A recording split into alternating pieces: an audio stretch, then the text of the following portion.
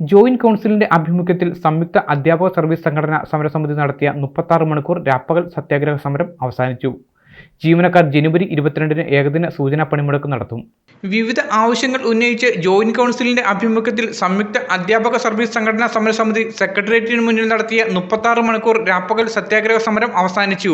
രണ്ടാം ദിവസത്തെ സമരപരിപാടികൾ മുതിർന്ന CPI നേതാവ് പന്ന്യൻ രവീന്ദ്രനും സമാപന സമ്മേളനം CPI ദേശീയ എക്സിക്യൂട്ടീവ് അംഗം K. പ്രകാശ് ബാബുവും ഉദ്ഘാടനം ചെയ്തു. 12 ശമ്പള പരിഷ്കരണ നടപടികൾ ആരംഭിക്കുക, ക്ഷാമബത്ത ശമ്പള പരിഷ്കരണ കുടിശ്ശികകൾ പൂർണ്ണമായും അനുവദിക്കുക അടക്കമുള്ള വിവിധ ആവശ്യങ്ങൾ നടപ്പിലാക്കണമെന്ന് ആവശ്യപ്പെട്ട് അധ്യാപകരും ജീവനക്കാരും ജനുവരി 22-ന് പണിമുടക്കുമെന്ന് അധ്യാപക സർവീസ് സംഘടനാ സമരസമിതി ജനറൽ കൺവീനർ ജയചന്ദ്രൻ കല്ലിങ്കൽ പറഞ്ഞു. വലിയ വേദനയോടുകൂടിയാണ് പറയുന്നത്, പ്രിയപ്പെട്ട സുഹൃത്തുക്കളെ, സഖാക്കളെ, നമുക്കൊരു പണിമുടക്കം നടത്തണം. അത് ഒരു ദിവസത്തെ പണിമുടക്കം, സൂചന മാത്രം.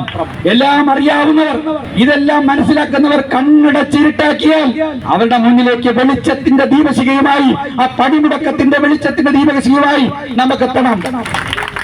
സമരസമിതി ചെയർമാൻ OK ജയകൃഷ്ണന്റെ അധ്യക്ഷതയിൽ നടന്ന യോഗത്തിൽ നേതാക്കളായ KP Gopakumar, KK Sudhakaran, doctor VM Haris, S Sudhikumar, KR Deepakumar, VO Joy, G Harikumar തുടങ്ങിയവർ പ്രസംഗിച്ചു. News desk Media Today news.